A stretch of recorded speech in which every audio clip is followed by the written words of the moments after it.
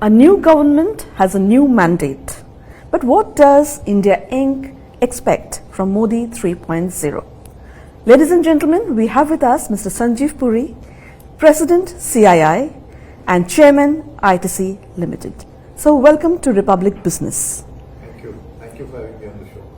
So CII has given a projection of 8% growth for India in FY25. So where exactly is this optimism coming from? What is driving this growth? All right.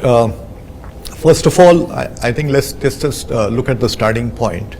Last year, the economy grew at 8.2%. It's been above any estimate that was given. And it has grown at 8.2 when the performance of the rest of the world has been relatively depressed.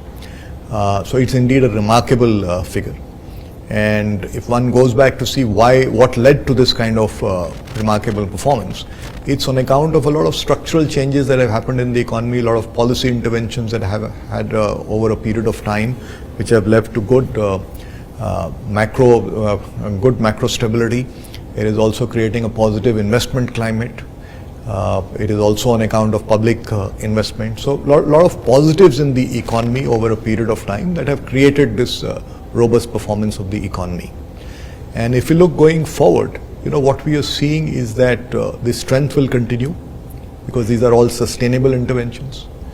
We are expecting that given that the reform process has yielded good results, the reform process would gather more momentum going forward. And in addition to that, in the near term, there are some factors also that are positive compared to the previous year. Global trade was, in a negative territory last year. It's expecting to go at 2% plus this year. The monsoon is expected to be better. So agriculture production hopefully is better. And that certainly gives optimism for the agriculture sector. And generally what's been seen as the food inflation being more moderate in times of better agri production. So and food inflation is what is sticky so far. The core is already down to about 3%. So CII also expects that inflation next year may be around 4.5%. And that in turn will also give the opportunity for interest rate easing in the later part of the year.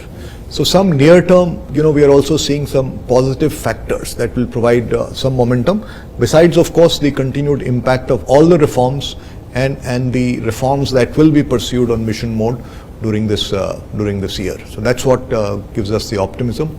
And this optimism is also reflected in the CII Business Confidence Survey. The fourth quarter had the highest level of metric of 68% plus as compared to previous quarters. So all of this is what I think provides the reason for all of us to be optimistic. So in your presentation to the government and your recommendation, you've suggested that the GST, ambit of GST should be expanded, yeah, and quite a few more things should be added to it. Also talking about taxation, when the government came into power last time, there were some reductions given, concessions given to the corporates in terms of corporate tax. So when it comes to taxation, what are your expectations? So yes, in GST we are suggesting that it should be a 3-tier structure from the 4th-tier right now. And secondly, it should be all inclusive. So the sectors that are excluded today should come into GST. On the direct taxes front, it's more on the principle of simplification. So in TDS, there are many slabs as far as capital gains is concerned. Different instruments have different parameters. So we're looking at harmonizing that, simplifying it, and that's the piece. So the third leg is also that in the context of India integrating more and more into global value chains, ultimately we should get to a 3-tier customs duty. The lowest end being for primary, then for intermediates, and then for finished goods. So these are broadly the suggestions at a macro level. So recently we've seen that the corporate profit ratio to GDP has risen, but has private capex expanded in tandem? I mean, is private capex expanding, growing enough? Yeah, this is a I would say most often asked question. They always say it's not enough, what the corporates are doing. Okay. Obviously, we will also say that given the potential of India, it's not enough. We need to do more. But having said that, let me get to some facts. In 22-23, the private capex as a percent of GDP was 23.8%, higher than pre-COVID levels, and the trajectory is absolutely positive. It's across a range of sectors. Some that have been provided impetus through PLI, some through the investments in public infrastructure, the sectors indexed to that, and there are other sectors also. So a number of sectors are showing positive momentum, and we believe that the trajectory is positive. The trajectory will continue. We don't have figures for the last year, but we believe the momentum will be there. The CII Business Confidence Survey also revealed that a large number of enterprises was saying that capacity utilization is 70% and 75% and upwards. Okay. So that's the time when you start considering fresh investments. RBI report also indicates capacity utilization of 75%. So all these, and the financial sector health is good. Corporate balance sheets are better. Income tax rates have been rationalized. So all good. Ease of doing business, cost of doing business. All these are in much better shape than they were earlier. So all positives for as far as the business climate is concerned, and that's why we believe that the trajectory should kind of continue. At the same time, India Inc. is hopeful that with the budget around the corner, the government capex would continue to grow, because there is also a line of thought which thinks that the government in its third term may be more conservative when it comes to capex. What is your take on that?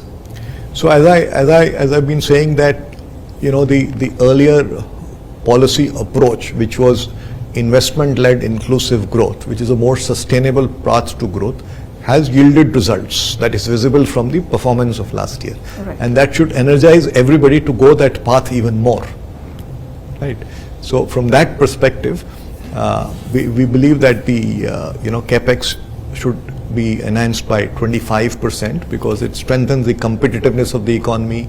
It brings about a lot more productivity in the economy. Connectivity is better. A lot more efficiency in the economy comes in. So many positives, many economic multipliers on account of that. Do you think that the investment climate currently in India, especially for foreign investment, is conducive? What are the few things that the government can take note of at this time? So I think it's very, very conducive. Lot of steps have been taken in the past, and some of these I already spoke about. But it's always a journey, and at each given the potential of India, we have to always ask this question: what is the next step? So from that perspective, I think there are areas that can kind of provide further impetus. These include the big ticket reforms on land, labor, power. It also, I think that the government has been working very proactively with FTAs. Some we have signed in the recent past, some are underway. All these also will go in a long way because they facilitate integration with the global value chain. That's right. Manufacturing is the buzzword, and it has been one of the biggest successes of the Modi government for the last 2 terms. There is a proper climate and its manufacturing is in the discourse. But how long will this dream run continue if there are no major technological intervention? How much will new, fresh technologies be implemented, and how fast do you think AI is going to be introduced in India? So let me say, if you look at a global context, there is this whole thing about supply chain diversification. There is this whole opportunity in energy transition, and both of these offer tremendous opportunities to India. And also, India is a very small portion of the global value chains. Global trade is 70% through global value chain. So that's the headroom to grow. And we have, I think, just started the journey. Manufacturing has to be a much more significant component of GDP. So the headroom to grow is tremendous. There is also now a need and an opportunity to provide similar impetus to labor-intensive sectors. that's another opportunity that can be unlocked. A lot of foreign investors often say that while we want to be in India, there is a significant skill gap. Is that true? I mean, is there a gap between what is required and what we have to offer, though demographics is a strength?